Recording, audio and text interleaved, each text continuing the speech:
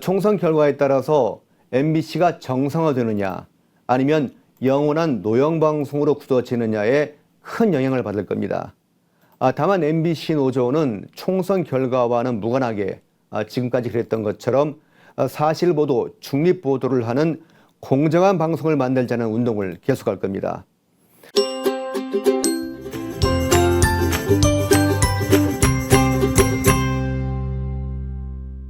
오정환 위원장님 나오셨습니다. 반갑습니다. 안녕하십니까? 예. 지금 벌써 2월 말에 지금 출연을 했으니까 약 한 달이 조금 더 지났네요. 예, 그렇게 됐습니다. 예, 지난번에 우리 위원장님께서 나오셨을 때 MBC 총선 보도가 편파 보도의 물량 공세가 될지 아니면 지난 대선 때처럼 김만배 허위 녹음처럼 고의적인 오보가 될지 좀 지켜봐야 한다고 말씀을 주셨는데 지금 어느 쪽에 좀 무게중심이 쏠려 있습니까? 아직 하루 남았습니다만 지금까지 보도로 봐서는 전자 쪽이었던 것 같습니다. 가장 대표적이었던 게 이종섭 전 국방부 장관의 호주 대사 임명에 대한 융단 폭격식 보도였는데요. 기억하시겠지만 그 직전인 2월 하순에는 민주당에서 비명 행사, 즉 비이재명계에 대한 공천 학살이 일어났고 그에 대한 반감 때문에 민주당 지지율이 폭락하던 중이었습니다. 예. 그런데 3월 4일 정부가 이종섭 전 국방부 장관을 호주 대사로 임명하니까 분위기가 갑자기 바뀌었습니다. 이를 주도한 게 MBC였고요. MBC는 지금 이제 화면이 나옵니다만 저 화면에 지금 저 장면이죠? 지금 예. 저 사진들이요? 예. 예. 임명 첫날부터 피의자를 대사로 임명했다고 비난했습니다. 이종섭 전 장관은 뒤에 자세히 설명드리겠습니다만 해병대 수사단의 수사를 방해했다는 혐의로 공수처에 고발되어 있는 상황입니다. MBC는 호주 대사 임명 이틀 뒤인 그러니까 3월 6일이겠군요. 이종섭 전 장관이 출국 금지 상태라는 공수처 수사 상황을 입수해서 관련 보도를 쏟아붓기 시작했습니다. 3월 14일부터 30일까지 한 달도 채 안 되는 기간에 MBC 뉴스데스크에서만 이종섭 대사 임명 관련 리포트를 61번이나 방송했습니다. 이것은 2002년 김대엽 병풍 사건이나 2007년 김경중 BBK 주가 조작 사건 때와 거의 같은 유형이라고 할 수 있습니다. MBC가 자극적인 보도를 계속하면서 선거 이슈가 민주당 공천 학살에서 정부가 피의자를 해외로 빼돌렸다는 프레임으로 바뀌었습니다. 국민의힘 지지율은 폭락하고 선거 구도가 완전히 달라진 것이죠. MBC 언론 노조원들이 그걸 노렸다면 아주 성공한 것이라고 할 수 있겠습니다. 예. 이종섭 대사의 호주 대사 임명으로 출국, 이걸 이제 런종섭 프레임을 만드는데 MBC가 상당히 결정적 역할을 했고, 아까 그 화면 장면에서 MBC의 민주총 노조원들이 무엇을 노렸는지를 사실을 실감케 하는 장면들이 있습니다. 객관적으로 뭐 사실관계를 몇 가지를 한 게 아니라 지속적으로 반복적으로 저 방송을 내보냈었죠. 선거에 상당히 민감하게 반응할 수 있도록 MBC가 방송을 했었죠. 그러면 이종섭 전 장관의 호주 대사 임명에 대해서 MBC나 이제 야당은 피의자 빼돌리기다 뭐 이런 주장을 했는데 그 부분은 어떻게 생각하세요? 아니라고 봐야 합니다. 이 사건은 작년 7월 19일에 포구 실종자 수색 작전 중이던 해병대 최수근 상병이 순직한 비극에서 시작됩니다. 지휘관들의 안전관리 소홀이 있었고 해병대 수사단이 이를 수사합니다. 내용이 좀 복잡한데요. 7월 30일 오후에 해병대 수사단장 박정훈 대령이 이종섭 국방부 장관에게 수사 결과를 보고하고 결재를 받았습니다. 해병대 1사단장을 포함해서 8명에게 과실치사 등의 혐의를 적용하겠다는 내용이었죠. 다음날 오전에 이종섭 장관이 전화로 해병대 사령관한테 수사 결과를 경찰에 이첩하지 말고 보류하라고 지시합니다. 그런데 수사단장인 박정훈 대령이 이를 거부합니다. 8월 2일 해병대 수사단이 국방부 장관 지시를 어기고 경찰의 수사 자료를 이첩했고 그날 오후에 국방부 검찰단이 해당 자료를 경찰에서 회수합니다. 그리고 박정훈 대령을 집단 항명죄로 해임하고요.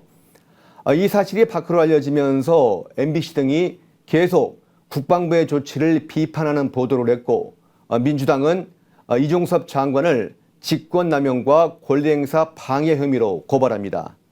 그런데 주목해야 할 점이 하나 있습니다. 해병대 수사단에게 최상병 사망사건 수사 권한이 없었다는 사실입니다. 2021년 9월 국회에서 군사법원법을 개정하면서 구민 사망 범죄는 민간 수사기관이 수사를 하도록, 즉 군 내부에서 수사할 수 없도록 바뀌었습니다. 따라서 국방장관이 방해할 수사권 자체가 해병대 수사단에 없었습니다. 그러니까 직권남용죄, 권리행사 방해죄가 애초에 성립할 수 없다고 볼 수 있다는 거죠. 그런데 MBC는 이종섭 전 호주 대사가 공수처의 주요 피의자라고 보도해 왔습니다. 이종섭 전 대사가 호주로 떠나기 전에 공수처에 출석해서 조사를 받았거든요. 그런데 그때 어떤 진전이 있었다는 기사가 없었고요. 이 전 대사가 귀국해서 대사직을 사임한 뒤에도 아직까지 공수처가 이 전 대사를 부르지 않고 있습니다. 그리고 마치 이종섭 전 대사가 외국에 있으면 수사가 안 될 것처럼 보도하던 MBC도 이제는 잠잠해졌고요. 앞으로 수사나 재판이 더 이루어져야 정확한 유권 해석은 내려지겠지만 국민들이 MBC에 또 한 번 속은 건지도 모르겠습니다. 예. 이종섭 대사건 출구한 건과 관련한 이제 MBC의 역할뿐만 아니라 사실은 국민의힘 집권 여당에 큰 타격을 준 사건이 또 하나 있죠. 이종섭 대사건과 함께 다른 사건이 하나 있었죠. MBC 보도로 이제 알려졌던 황상무 전 시민사회 수석의 발언, 이 내용이라고 할 수 있죠. 실제 이 사건의 내막은 어떻습니까? 예, 대통령실에 출입하던 방송사 기자 몇 명이 그 황상무 시민사회 수석한테 점심 식사를 같이 하자고 제안했습니다. 그 황상무 수석은 그 KBS 기자 출신이거든요. 예. 그래서 이제 그 방송계 후배인 만큼 가벼운 마음으로 참석했다고 합니다. 그런데 약속 장소에 도착해 보니까 생각지 않았던 MBC 기자가 있었어요. 그런데 황상무 수석은 그 후배라고만 생각하고 크게 주의하지 않았던 것 같습니다. 그래서 식사를 마치고 돌아왔는데 그날 저녁 MBC 뉴스데스크에서 이런 보도가 나옵니다. 지금 화면에 떠 있죠. MBC는 잘 들어.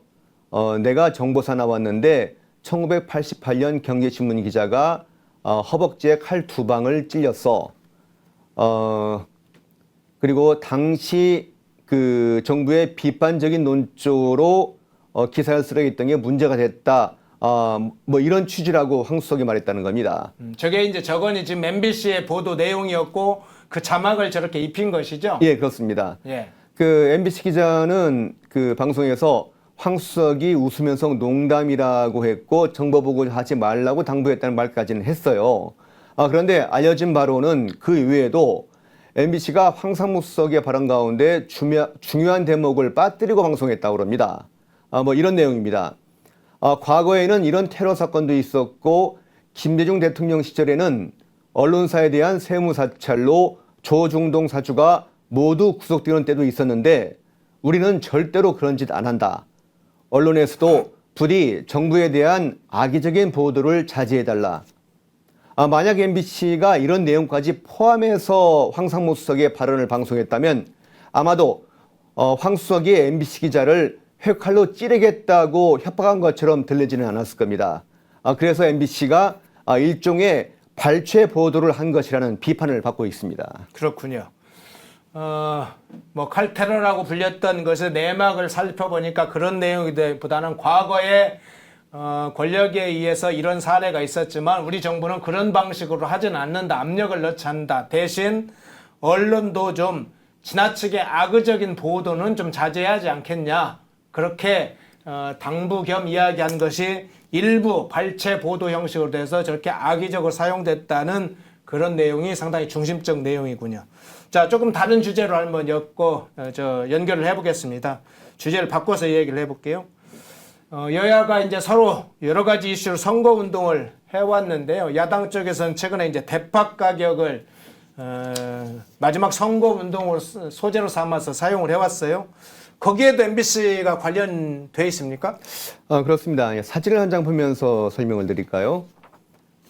지난 6일 이재명 민주당 대표의 지원 뉴스 장면입니다. 오토바이 헬멧에 대파를 붙여서 보여주고 있거든요. 그 밖에도 이 대표나 민주당 후보들은 곳곳에서 대파를 흔들면서 현 정부가 고물가 상황을 제대로 인식하지 못하고 있다고 주장하고 있습니다. 이 논란은 지난 3월 18일로 거슬러 올라갑니다. 그날 윤석열 대통령이 농협 하나로마트를 방문해서 물가 상황을 점검했습니다. 그런데 이틀 뒤 MBC 뉴스데스크가 윤석열 대통령의 발언이 연일 화제가 되고 있다고 보도했습니다. 그 임현주 기자라고 재작년 윤 대통령이 미국 방문 때 바이든 비하 발언을 했다고 가장 먼저 보도했던 기자이기도 합니다. 이 임현주 기자가 윤석열 대통령의 발언 중 대파 875원이면 그냥 합리적인 가격이라고 생각이 되고 라는 부분을 방송했습니다. 그리고 사흘 전만 해도 2,760원이었는데 할인 행사를 했다고 설명합니다. 이들 본 시청자들은 윤 대통령이 물가를 실제보다 3분의 1 수준으로 이해하고 있다는 인상을 받았을 겁니다. 그렇군요. 그러면 실제로 윤석열 대통령이 시중 물가가 대파 한 단위 875원이다. 그런 뜻으로 이해하고 그런 사실을 말한 건 아니겠네요. 그렇습니다. 그 당시 전후 대화 내용을 그 인터넷에서 어렵지 않게 찾아볼 수 있거든요. 예. 그럼 볼까요? 먼저 농협유통 대표가 이렇게 말합니다. 자, 화면 좀 한번 띄워주시겠어요? 원래 가격은 1,700원 정도 해야 하는데 저희가 875원에 윤 대통령. 그런데 지금 하나로마트는 이렇게 하는데 다른 데는 이렇게 싸게 사기 어려운 거 아니에요. 농협유통 대표, 농협중앙회장님께서 대대적인 할인 행사를 하라고 하셔서 다시 이제 농협중앙회장, 원래는 2,550원, 농림부 장관, 한창 비쌀 때는 3,900원까지. 마지막으로 윤 대통령이 이렇게 말합니다. 대파 875원이면 합리적인 가격이라고 생각이 들고 전체 대화를 볼 때 농산물 공급을 늘려서 소비자 물가가 어느 선까지 내려갔으면 좋겠다라는 희망을 밝혔다고 해석하는 게 보다 타당하다고 생각이 됩니다. 그런데 MBC는 윤 대통령이 세상 물정을 잘 모른다는 것처럼 보도를 쏘아냈어요. 대파 875원으로 기사를 검색하면 3월 20일 이후 MBC에서 36번 보도한 것으로 나옵니다. 같은 지상파인 KBS, SBS는 그렇지 않았거든요. 대파 가격 발언을 여야 총선 유세 기사 안에서 소개했지 별도로 리포트하지는 않았습니다. 4월 5일에 선거관리위원회가 투표소 안으로 대파를 가지고 들어가는 것을 금지했다는 기사도 MBC만 별도 리포트로 보도하고 했죠. 예, 대통령이 대파 한 단위 875원이다 그렇게 말한 게 아닙니다. 앞에 농협 관계자들이 원래 가격은 뭐 1,700원인데 지금 할인 행사를 해서 875원에 하고 있다 이런 설명을 다 했어요. 그리고 이제 농협회장이 또 수정을 해서 2,550원이다 또는 농림축산식품부 장관이 평상시에는 한참 비싼 3,900원 다 설명을 했어요. 대통령이 875원을 이야기를 하는 건 그렇게 너무 비싼 것은 지금 시중에서 너무 비싸다. 사실은 875원 정도 이런 정도면 보통 평상시 합리적인 일반적 가격이 될 텐데 아쉽다. 그런 표현을 한 것이라는 것을 지금 자세히 이야기를 한 것이죠. 그런 이제 리포트 MBC 리포트가 어떻게 이 사항을 하고 있는지를 이야기를 해줬고요. 자, 대파 문제 하나 더 여쭤볼게요. 이제 투표소 문제가 좀 발생했습니다. 야당 지지자들이 투표소 안으로 대파와 관련된 상징물을 가지고 또는 대파를 가지고 들어간다고 하는 이런 문제를 가능하냐 이렇게 중앙선관위 의리도 하기도 했죠. 선거운동을 금지하겠다 이런 입장을 밝혔는데 야당 지지자들, 민주당 그러면 그 안에서 대파 가지고 선거운동 하겠다는 겁니까? 예, 그 공직선거법 제166조 1항은 투표소 안 또는 투표소로부터 100m 안에서 소란한 운동을 하거나 특정 정당 및 후보자를 지지 또는 반대하는 운동을 하지 못하도록 금지했습니다. 그리고 제3항에서 투표장 안에서 완장, 충장 등의 착용, 기타의 방법으로 선거에 영향을 미칠 우려가 있는 표지를 할 수 없다고 규정했습니다. 생각해 보세요. 투표소 안에서 선거운동을 허용한다면 얼마나 난장판이 벌어지겠습니까? 그런데도 MBC 4월 5일 보도에서 성장경 앵커는 선관위가 과잉 대응한다는 비판이 나온다고 말했습니다. 만약 입장을 바꿔서 누가 유명 여배우인 김부선 씨 사진을 들고 투표소에 들어간다면 그때도 MBC가 금지하는 게 과잉 대응이라고 보도할지 참 궁금합니다. 예. 댓글 좀 볼까요? 아까 MBC와 관련해서 캐밀라님, 개비씨 패방 이런 좀 강한 어조로 MBC를 비판을 해주셨네요. MBC 패방하는 날이 뭐 공영방송 정상화하는 날이다 이렇게 의견도 주신 분이 있는데 MBC 사실은 비상대책위원장이신 오정환 위원장님은 저런 얘기 들을 때마다 좀 마음이 마음이 좀 아프시기도 하고 좀 그러실 것 같아요. MBC를 사랑하기 때문에 정상화에 헌신하고 있는데 그런 얘기도 좀 들으면 마음이 아플 것 같습니다. 은하수님은 지금도 MBC를 봅니까? 안 본 지 오래됐다. MBC 사실은 좀 거부운동 뭐 이런 걸 해서 안 본 분들도 꽤 있죠.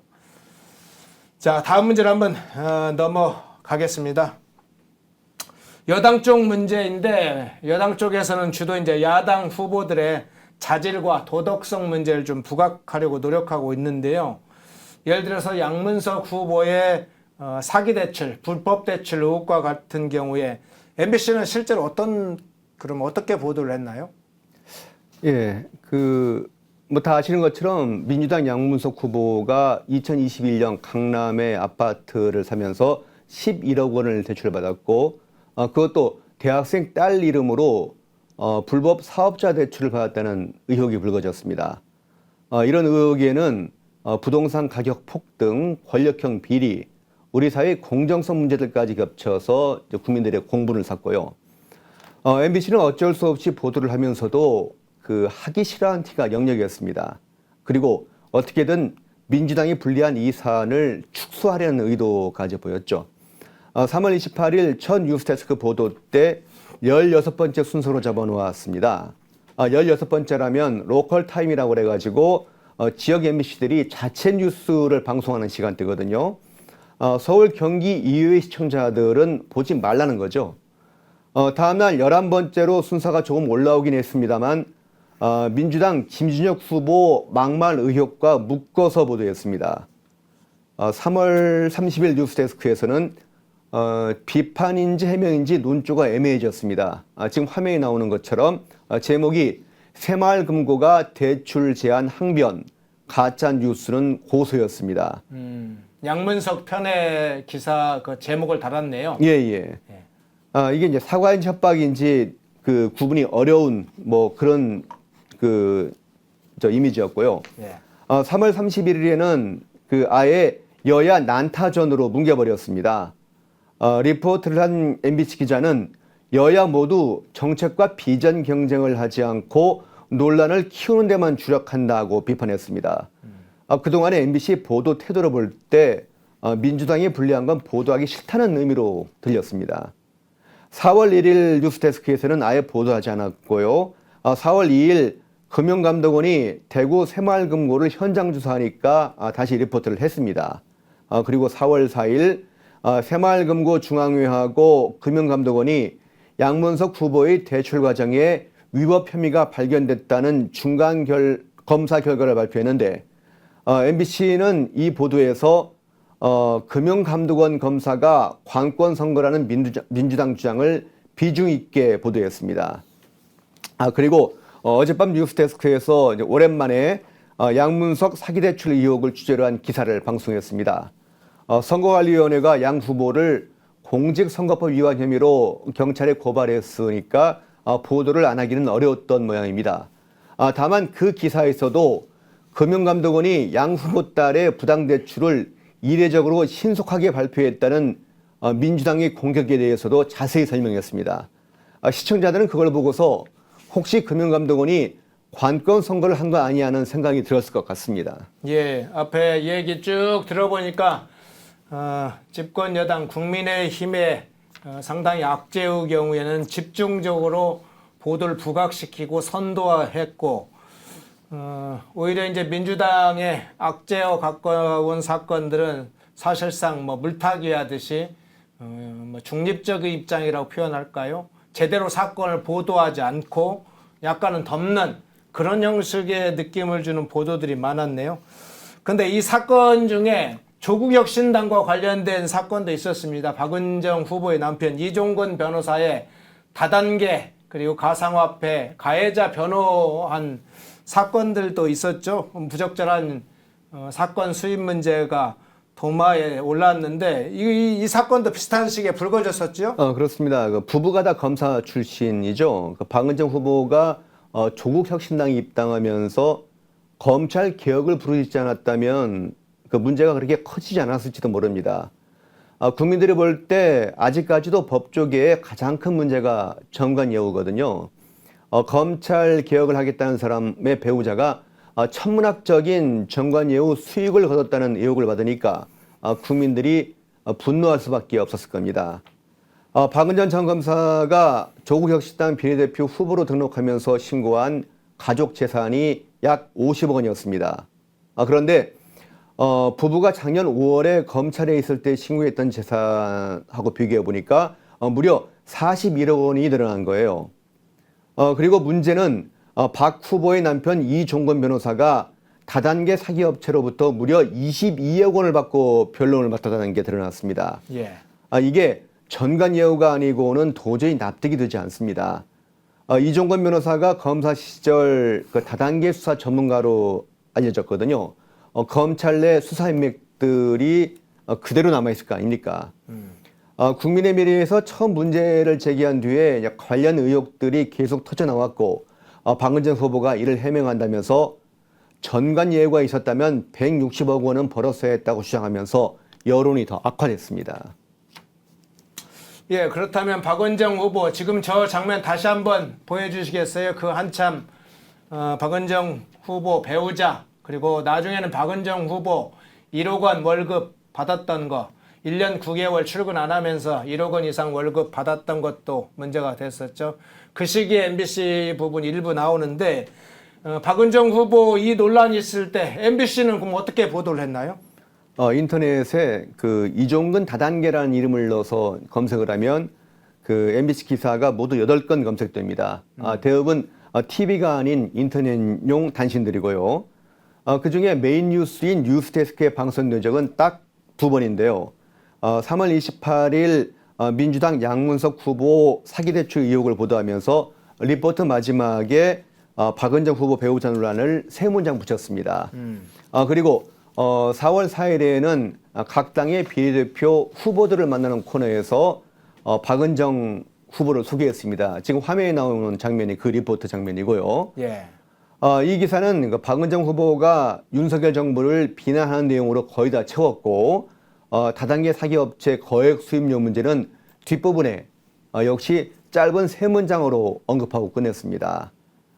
사실 박은정 후보는 남을 비난하고 검찰 개혁을 주장하는 것도 좋지만 배우자의 전관예우 문제부터 깊이 되돌아보는 게 우선이지 않을까 하는 생각이 들고요. 박은정 후보 배우자가 받은 22억 원은 다단계 사기 피해자들의 피눈물 어린 돈입니다. 꼭 공영방송 MBC에서 피해자들의 가슴을 후벼팔 저런 방송을 해야 했는지 참 유감스럽습니다. 예. 이번 선거 기간에 가장 논란이 됐던 후보가 있었죠. 민주당의 김준혁 후보.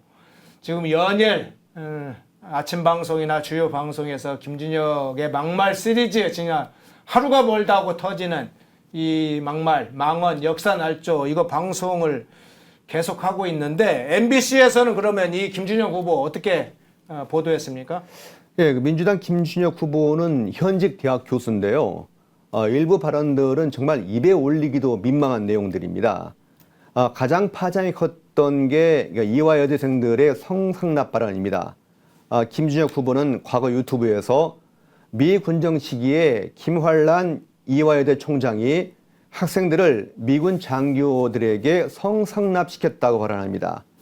역사적 근거도 희박하고 김 후보가 참고했다는 주장하면서 제시한 논문도 해석이 애매한 내용이었습니다. 이건 좌파 우파를 떠나서 이화여대 졸업생들 나아가 여성들로서는 참기 힘든 망언입니다. 각계의 비난이 쏟아지니까 MBC도 4월 2일 뉴스데스크에서 이를 보도했습니다. 그런데 지금 화면에 나오는 것처럼 하필 앵커멘트 배경 화면에 김준혁 후보 얼굴 옆에 국민의힘 로고를 붙여서 국민의힘이 발끈하는 일이 벌어졌습니다. 다음 날인 4월 3일에는 국민의힘의 로고 비판에 대한 MBC의 반박을 보도했고요. 그 뒤로 김준혁 막말 속보는 사실상 뉴스데스크에서 사라졌습니다. 특히 4월 4일 이화여대 졸업생과 재학생 500여 명이 교내에서 김준혁 후보 망언 규탄 집회를 열었습니다. 거의 모든 방송사들이 이를 메인 뉴스에서 보도하거나 최소한 촬영을 했는데요. 지상파와 종편 가운데 유일하게 MBC만 규탄 집회를 촬영도 하지 않았습니다. 이건 정치적 편향성을 넘어서 언론의 윤리 문제가 아닌가 생각이 듭니다. 역사적 사실을 기록은 해놓아야죠. 그렇죠. 방금 말씀 주신 것처럼 4월 4일에 이화여대 총동창회, 총동문회, 재학생, 졸업생이 다 이렇게 해서 약 일간 보도에서는 700명 얘기했습니다만 현장에 취재한 분들은 막 1000여 명 가까운 사람들이 규탄 집회를 했다고 그러죠. 그런데 MBC만 보도를 하지 않았군요. MBC 독특한 자기 길을 갑니다. 방향이 분명한 것 같아요. 그런데 아까 그 영상 다시 한번 틀어주시겠습니까? 영상이나 그 화면. 예, 저 김준혁 후보 뒤에 국민의힘이란 로고가 박혀있네. 저건 실수가 일어날 수 없는 그런 장면인데 저 앵커 멘트 배경화면에 김준혁 후보 뒤에 저렇게 국민의힘 로고를 붙인 게 저게 실수일까요? 상당히 저는 고의성이 있다고 의심될 만한 행동이라고 보이는데 어떻게 보고 계세요? 예, 국민의힘은 정치적 의도가 있다고 강하게 비난했습니다. 이에 대해서 이명서 MBC 뉴스룸 국장은 상식적이지 않은 문제 제기라면서 오히려 반박했고요. 과연 고의가 있었는지는 명확한 증거가 없습니다만 다른 리포트들을 살펴보면 상황을 이해하는 데 도움이 될 것입니다. 사진을 좀 바꿔볼까요? 예, 다른 사진 있습니까? 예. 예, 한번 띄워주시죠. 윗사진이 3월 28일 그 사진 띄워주십시오. 예. 예. 위에는 사진이 3월 28일 MBC 뉴스데스크의 민주당 양문석 후보, 조국혁신당 박은정 후보 문제 리포트 앵커멘트 배경화면입니다. 그냥 봐서는 두 사람이 어느 당 소속인지 알기가 어렵죠. 아래 사진은 4월 1일 뉴스데스크의 민주당 양문석 후보 보도 화면인데 역시 민주당 로고는 없습니다. 반면에 명확히 대비되는 예가 있습니다.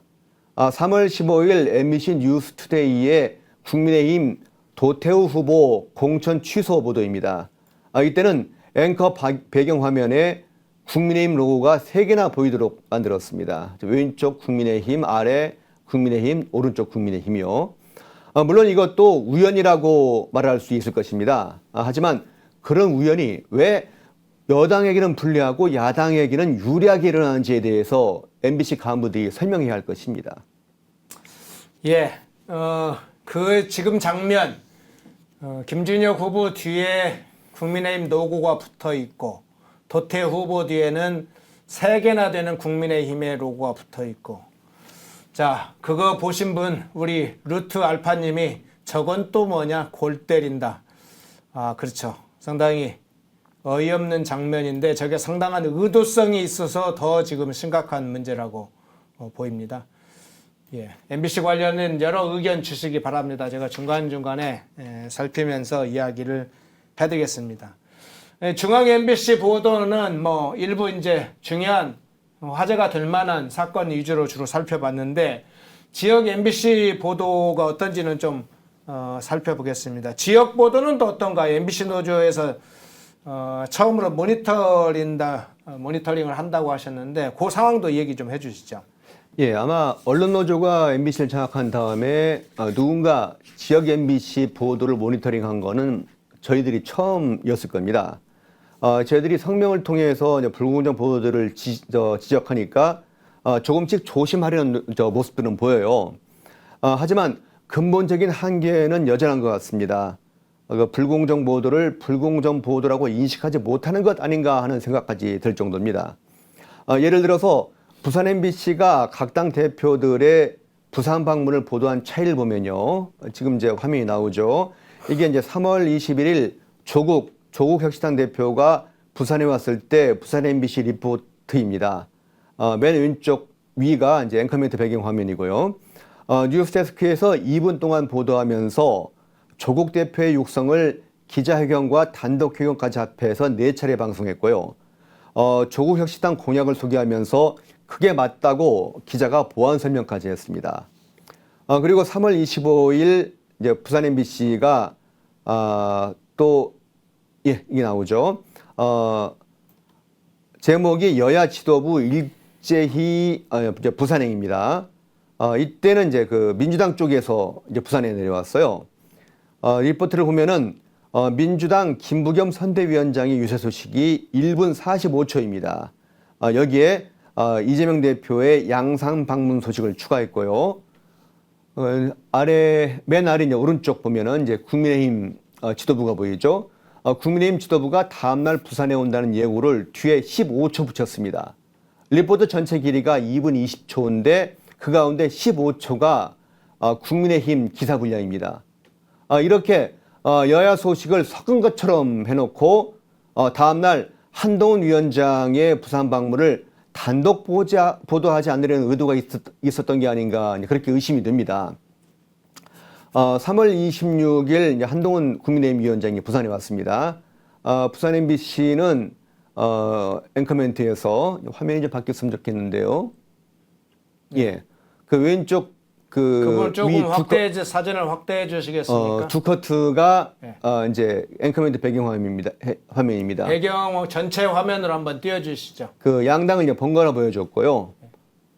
그리고 이제 한동훈 위원장 유세를 25초 보도하고 전날 이재명 대표의 유세를 그보다 더 긴 32초 보도하고 다시 한동훈 위원장 28초, 전날 이재명 대표 유세, 김부겸 위원장 방문 예고로 마무리했습니다. 그날 부산에 온 사람은 한동훈 위원장인데 그 소식을 1분 50초 리포트 가운데 절반도 되지 않게 할애했어요. 형평성 위반이 아닐 수 없습니다. 이게 부산 MBC 나아가 지역 MBC들이 그동안 좌파 우파 정당을 대하는 태도가 아니었나 우려가 됩니다. 예, 사진이 여러 개 나올 때는 저 오정원 위원장 옆에 나오는 사진을 조금 내려주시고 전체 화면으로 잡아주시기 바랍니다. 그래야 시청자분들께서 아무래도 화면을 봤을 때 조금 더 어떤 내용이 있는지를 볼 수 있으니까요. 그렇게 좀 참조를 해주시기 바랍니다. 유영자님이 MBC 이것도 방송인가 패가 나라. 이게 아이고 비판적으로 강도 있게 이야기를 해주셨네요. 지역 MBC 얘기를 계속 한 가지 더 해보겠습니다.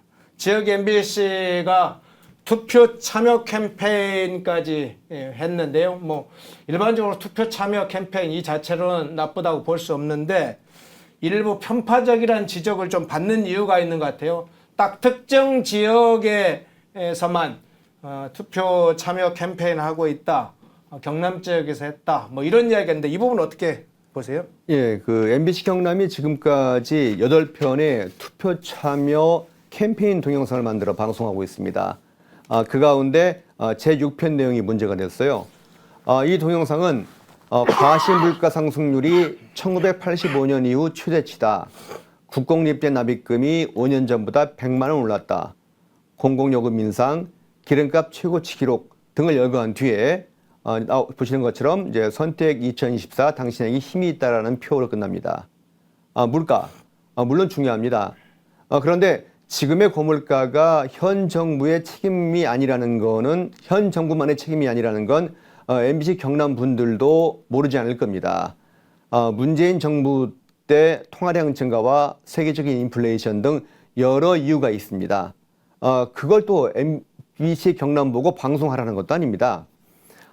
물가 문제는 야당들이 이번 총선에서 정부 여당을 공격하는 주요 소재로 삼고 있습니다. 그걸 가지고 투표 참여 캠페인을 만들었다면 여당이 하고 싶은 말도 캠페인에 한번 담아야 공평하다. 그 말씀을 드리는 겁니다. 그래서 저희 노조에서 성명으로 MBC 경남에 요구했습니다. 투표 참여 캠페인 동영상에 열심히 투표해서 재개발 비리, 의전원 로스쿨 부장 입학, 권력형 사기 대출, 이화여대 성접대 막말, 사기 피해자 울리는 정관예우를 없애자라고 넣어서 방송하라는 거죠. 그런데 안 합니다. 그러면서 기존 동영상에 공정성 문제가 없다고만 반복을 해요. 그리고 인터넷에서 해당 동영상을 삭제하지도 않습니다. 우리나라 방송 종사자들이, 특히 MBC 종사자들이 누구를 무서워하고 의식하는지 명확히 보여주는 사례라고 생각합니다. 예. 이번 총선이 끝나면 그 결과에 따라서 미치는 영향이 같지는 않겠습니다만은 MBC의 어떤 변화가 있지 않을까 이렇게도 생각을 해보게 됩니다. 우리 이제 MBC 비상대책위원장을 맡고 계시니까 MBC 노조 앞으로의 활동 방향 좀 간략하게 설명을 해주시죠. MBC는 언론노조가 득세하면서 일종의 정치판처럼 변했습니다. 심지어 최근에는 MBC가 정치의 영향을 받는 수준을 넘어서 정치에 개입하는 사태까지 이르렀습니다. 총선 결과에 따라서 MBC가 정상화되느냐 아니면 영원한 노영방송으로 굳어지느냐에 큰 영향을 받을 겁니다. 다만 MBC 노조는 총선 결과와는 무관하게 지금까지 그랬던 것처럼 사실보도, 중립보도를 하는 공정한 방송을 만들자는 운동을 계속할 겁니다. 이번 총선 과정에서 보셨습니다만 MBC 시청률이 전 같지 않다고 해서 영향력이 사라진 건 아닙니다. 공영방송 MBC가 여당, 야당, 좌나우 어디에도 치우치지 않는 공정한 방송을 하는 게 대한민국 민주주의를 지키는데 대단히 중요합니다. 저희 MBC 노조의 공정방송 수호 노력에 국민 여러분께서 계속 관심과 격려 보내주시기를 간절히 부탁드립니다. 예, 오늘 제목도 MBC 나쁜 방송, 그간의 편파 방송 어떻게 하는지 한 100개가 넘는다 이런 걸로 저희가 제목을 잡았는데 오늘 오정환 MBC 비상대책위원장께서 나오셔서 MBC의 편파 보도 여러 사례들을 구체적으로 설명해 주셨습니다. MBC 감시 활동은 끝나지 않았겠죠. 우리 오정환 위원장님께도 격려의 말씀을 드리고 또 격려의 박수를 보내주시길 바랍니다. 위원장님 고맙습니다. 감사합니다.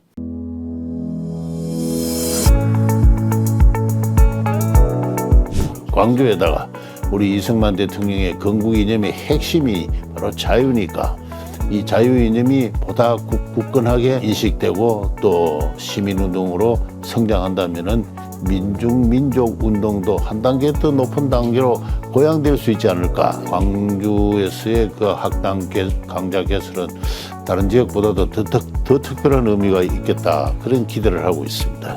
함께 연구하고 함께 토론하고 나아가 함께 행동하는 아름다운 시민연대에 참여하지 않으시겠습니까?